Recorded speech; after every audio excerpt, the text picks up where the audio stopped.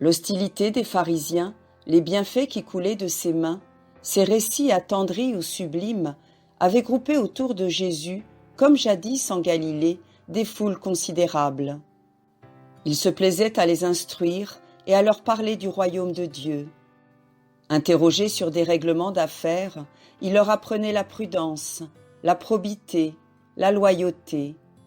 Et sous la figure du constructeur imprévoyant, des 10 talents, de l'économe infidèle, il leur enseignait à traiter honnêtement des choses du temps et à préparer leur avenir éternel. Dans une de ses discussions avec les pharisiens, il proclama solennellement l'indissolubilité et la sainteté du mariage. Le plus souvent, il parlait à ses disciples de la prière, de la foi, de l'amour de Dieu, du mépris des choses qui passent.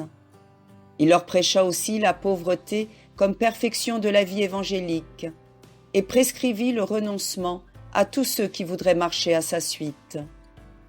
Il les voulait détachés de tout, prêts au sacrifice, préparés au martyre. Du reste, dans cette voie, il leur laissait assez entendre qu'il les précéderait. Il faisait plus que pressentir sa mort, il la voyait venir, il la désirait ardemment. Il y a, disait-il, un baptême dans lequel je dois être plongé, et quelle n'est pas mon angoisse jusqu'à ce qu'il soit consommé. À chaque instant, c'étaient des mots semblables, révélation incomplète du feu divin qui consumait son cœur.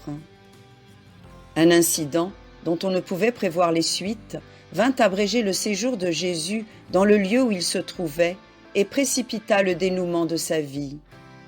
La maison de Béthanie, où Jésus recevait l'hospitalité lorsqu'il allait à Jérusalem, était dans la tristesse. Marthe et Marie avaient un frère nommé Lazare, que Jésus aimait beaucoup. Il tomba malade, et ses sœurs envoyèrent dire à Jésus, « Seigneur, celui que tu aimes est malade. » À cette nouvelle, Jésus répondit, « Cette maladie n'est pas pour la mort, mais pour la gloire de Dieu. » Au bout de 2 jours, cependant, il dit à ses disciples, « Retournons en Judée. » « Maître, s'écrièrent-ils, les Juifs cherchent à te lapider et tu veux retourner en Judée ?» Il leur fit entendre que leur crainte était prématurée. Il ajouta ensuite, « Notre ami Lazare dort, je vais pour le tirer de son sommeil. » « S'il dort, dirent-ils, il sera sauvé. » Mais Jésus avait voulu parler du sommeil de la mort. Il reprit, « Lazare est mort, et je me réjouis à cause de vous, de ce que je n'étais pas là, afin que vous croyiez. Allons à Béthanie. » Les disciples furent saisis de nouveau de la crainte de voir leur maître tomber aux mains des Juifs. Et, dans un élan de généreuse énergie, Thomas dit aux autres, « Allons et mourons avec lui. » Béthanie n'est éloignée de Jérusalem que d'une distance d'environ 15 stades. À l'entrée du village, Jésus vit arriver Marthe. « Seigneur, lui dit-elle, si tu avais été ici, mon frère ne serait pas mort.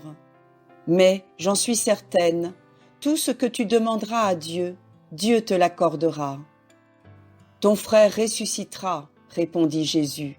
« Oui, je le sais, dit Marthe, il ressuscitera au dernier jour. » Alors Jésus reprit, « Je suis la résurrection et la vie. Celui qui croit en moi, même s'il meurt, vivra. Et quiconque croit et vit en moi ne mourra jamais. Le crois-tu » Elle lui dit, « Oui, Seigneur, je crois que tu es le Christ, le Fils de Dieu venu en ce monde. » Marthe quitta un instant Jésus et entra dans sa maison. Il y avait là un grand nombre de Juifs venus de Jérusalem pour consoler Marthe et Marie de la mort de leur frère. Marthe s'approcha de sa sœur et lui dit à voix basse, « Le Maître est là, il te demande. » Marie se leva aussitôt et courut au-devant de Jésus. Les Juifs qui l'entouraient la suivirent et sortirent avec elle, croyant qu'elle allait pleurer au tombeau de son frère. Arrivée à l'endroit où Marthe avait rencontré Jésus, Marie se jeta à ses pieds et, comme sa sœur, lui dit en pleurant, « Seigneur, si tu avais été ici, mon frère ne serait pas mort. » En voyant des larmes couler des yeux de Marie et de ceux qui l'accompagnaient, Jésus sentit une émotion profonde s'emparer de lui. « Où avez-vous mis Lazare ?» demanda-t-il.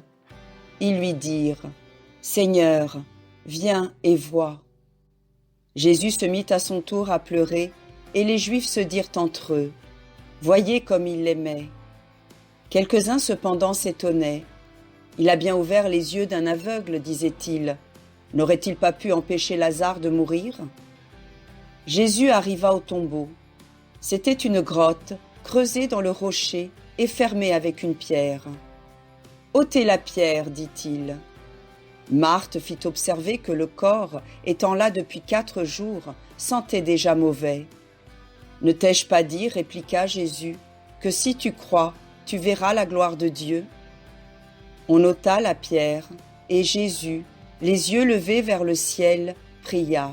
« Père, dit-il, je te rends grâce de ce que tu m'as exaucé.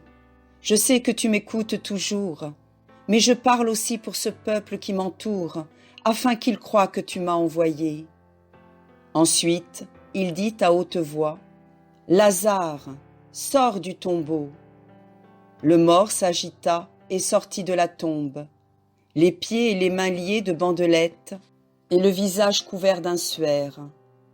Sur l'ordre de Jésus, on le délia et il apparut plein de vie.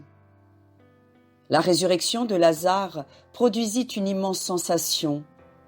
Un grand nombre de Juifs qui en avaient été témoins crurent à la mission divine de Jésus. Les appréhensions de ses ennemis redoublèrent. Immédiatement, un grand conseil fut convoqué sous la présidence du grand prêtre Caïphe. On y proposa la mort de Jésus. « Si nous laissons agir cet homme, dirent les plus acharnés, les Romains viendront et détruiront notre ville et notre nation. » Quelques-uns pourtant hésitaient. C'est alors que Caïphe se leva dans l'assemblée et prononça cette parole qui valait un arrêt de mort. « Il faut qu'un homme meure pour le peuple. » Jésus, sachant que son heure n'était pas encore venue, quitta Béthanie et se retira dans la ville d'Éphraïm avec ses disciples. Quelques jours avant la fête de Pâques, Jésus partit pour se rendre à la ville sainte.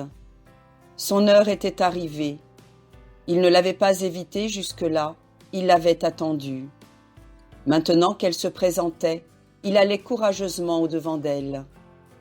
Pendant la route, il avait un air plus grave et plus recueilli que d'habitude.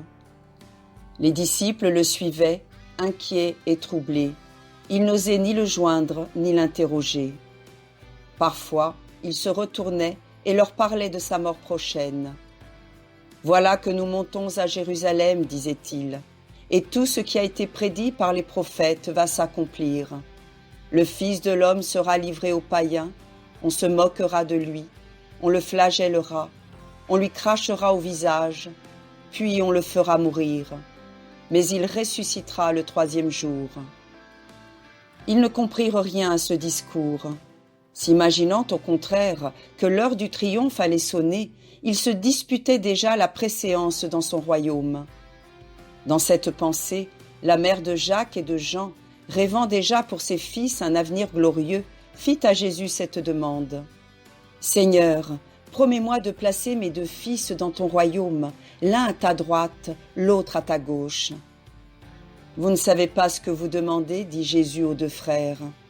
Pouvez-vous boire la coupe que je boirai ? Nous le pouvons, répondirent-ils. Oui, reprit Jésus, vous la boirez, mais d'être assis à ma droite ou à ma gauche, ce n'est pas à moi d'accorder cela. Ceci est réservé à mon Père.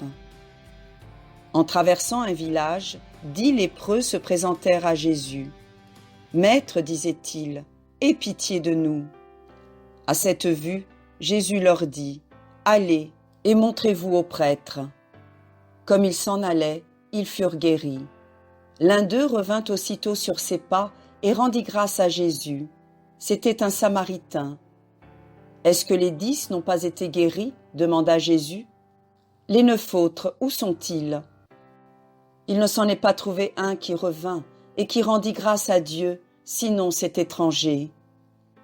il releva le lépreux guéri et lui dit « Lève-toi, va, ta foi t'a sauvé. » Tout près de Jéricho, Jésus rencontra un mendiant aveugle assis sur le bord du chemin. Ce malheureux, entendant le bruit de la foule qui entourait Jésus, se mit à crier « Fils de David, aie pitié de moi !» Jésus s'arrêta. « Que veux-tu que je fasse pour toi ?» lui dit-il avec bonté. « Seigneur, répondit-il, que je voie. » « Eh bien, dit Jésus, vois, ta foi t'a sauvé. » Deux autres aveugles que Jésus trouva sur la même route furent également guéris. Entré dans Jéricho, Jésus traversait la ville. Un chef des publicains, nommé Zachée, désirait ardemment voir Jésus. Comme il était très petit, il monta sur un sycomore. Arrivé près de cet arbre, Jésus leva les yeux. « Zachée, lui dit-il, hâte-toi de descendre, car c'est chez toi que je veux loger aujourd'hui. » Les Juifs murmurèrent beaucoup de voir Jésus descendre chez un publicain. Mais Zachée, transformé par la grâce divine, lui dit « Seigneur, je donne la moitié de mon bien aux pauvres, et, si j'ai fait tort à quelqu'un, je veux lui rendre le quadruple. » Aujourd'hui, dit Jésus, le salut est entré dans cette maison. Et, se tournant vers les pharisiens, il ajouta « Celui-ci aussi est un fils d'Abraham, car le Fils de l'homme est venu chercher et sauver ce qui était perdu. » Le 6e jour avant la Pâque, Jésus sortit de Jéricho pour reprendre la route de Jérusalem. L'enthousiasme des premiers temps renaissait. Des foules de plus en plus nombreuses se pressaient sur ses pas. On l'entourait, on lui amenait, comme jadis, les petits enfants pour qu'il les bénît. Les disciples voulaient les repousser. « Non, non, disait Jésus, laissez venir à moi les petits enfants. » Jésus n'entra pas immédiatement à Jérusalem. Il s'arrêta à Béthanie, où le lendemain, on lui prépara à souper dans la maison de Simon le lépreux. Marthe servait, Lazare le ressuscité était parmi les convives. C'était l'usage de laver au commencement du repas les pieds des hôtes dans une eau parfumée. Marie s'était réservé ce ministère. Toute pénétrée de l'amour de Dieu, elle se jeta aux pieds de Jésus, les oignit d'un art précieux et les essuya de ses cheveux. Puis, ayant brisé le flacon, elle répandit le reste de son parfum sur la tête de Jésus, de sorte que toute la maison demeura comme embaumée de cette suave odeur. Les grands actes ne sont pas toujours compris. Lorsque Marie était venue pleurer aux pieds de Jésus, les pharisiens s'étaient récriés. Maintenant, c'est d'un groupe de disciples que s'élève un murmure de mécontentement. À quoi bon, disait-il, la perte d'un tel parfum? On pouvait le vendre plus de 300 deniers et en donner l'argent aux pauvres. Jésus prit la défense de Marie. « Laissez-la, dit-il. Elle a répandu ce parfum à l'avance sur mon corps pour ma sépulture. Les pauvres, vous en aurez toujours avec vous, mais moi, vous ne m'aurez pas toujours. En vérité, je vous le dis, partout où sera prêché cet évangile, et il le sera dans le monde entier, on racontera à sa gloire ce qu'elle vient de faire. » Ce banquet, où s'était manifestée d'une manière éclatante la vénération de Marie pour Jésus, se termina par la trahison. À peine Jésus avait-il achevé de parler que Judas Iscariote sortit et s'en alla trouver les grands prêtres pour leur vendre son maître.